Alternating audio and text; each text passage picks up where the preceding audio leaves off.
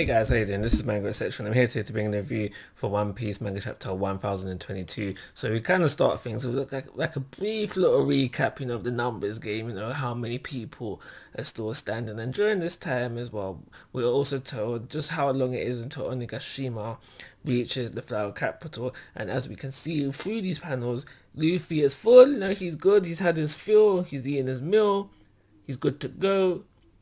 Probably gonna hit up his boy Momo like, yo Momo, turn into a dragon and get me back up there so I can take Kaido's head so you can be Shogun. What's going on? What's the delay about? So that's how we start off the chapter. And then after that we get into the action. We are really, not to make it sound offensive, but all over the place within this chapter. So we start off with Raizo, and we know that he is fighting what's that guy's name? The other ninja guy. The ninja guy who's part of Orochi's crew, yeah? And now I don't really care about this fight too much. So just having these bits in the chapter was just like really meh for me. I don't really care about this fight. I don't need to see it. It can be completely off screen. I don't care for it too much at all.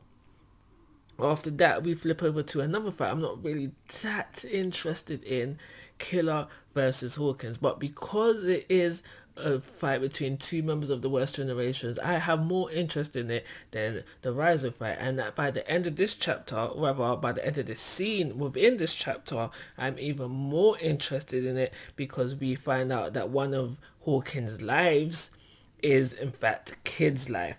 And now, based on Killer's last words within this scene, it made me think either he knows a way around Hawkins' Devil Fruit ability, or by the time that this fight ends, there will be a way around Hawkins' Devil Fruit ability. And what I mean is defeat Hawkins without killing kids, basically. But for right now, Kid is damaged, and it's probably, probably, it most definitely will and should, because you don't know, here's a fight with Big Mom. So yeah, we see the effects on kids, pain, mom getting stabbed up, and he's with Law, still trying to fight Big Mom. That should go south for them, but we'll see what happens. So after that, it's just basically a whole load of Sanji, Zoro, Queen, and King stuff going on. Because at first it seems like they're all defeated. Obviously Zoro was mashed up from before. Sanji's on the floor, Marco's on the floor. But they have given Zoro this drug, and they're just waiting for it to come into effect. So they're chasing the beast pirates know that they've been given his drug, so they're trying to defeat him without they're trying to get to Zoro so the drug doesn't kick in, so he's not a problem again. During this time, Sanji's trying to defend them. We have Perospero somewhere, whoever he is, somewhere in the works, trying to help out in the distance. But we have Neko who comes in there, gets Perospero a hefty bang, revenge for Pedro. So we could be getting, I doubt Perospero is done, so we could be getting a Neko versus Perospero fight, a fight I don't really need to see, that can be off screen as well, I do not mind. But it's basically that going on. Defending Zoro is basically, this last bit of the chapter is them defending Zoro long enough for the drug to take an effect, him be healed, there please be some hefty draw. When this is all said and done, there needs to be a hefty drawback for Zoro, because right now, just this magical drug that's appeared out of nowhere is really BS. Really BS in my opinion. But before the end panel where Sanji and Zoro go to work, they make you feel like you're gonna get the Marco vs King fight. That was a dick move, brother. That was a dick move. But they make you feel like you get. But I think, based on what Marco says, when he's basically like, yo, I'm done.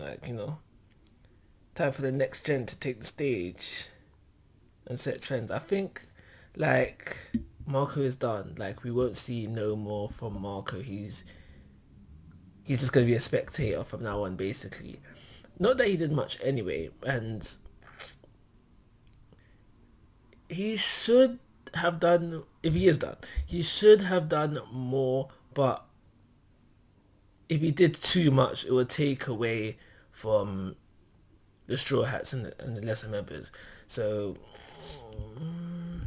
was his appearance really necessary?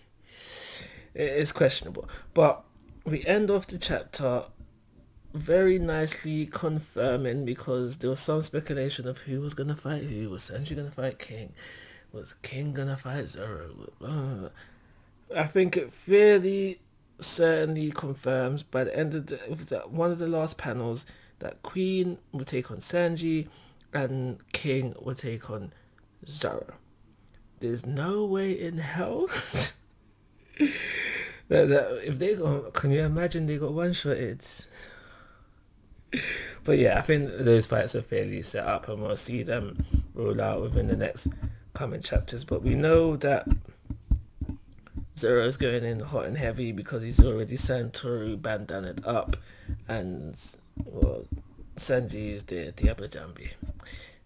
That's far from his strongest form, but you know, he could be fighting seriously as well. But we'll see. Yeah, and that was the chapter. Average, standard One Piece chapter, so it will get the average of a 3-star rating. Like always, guys, I'm asking for your thoughts and opinions.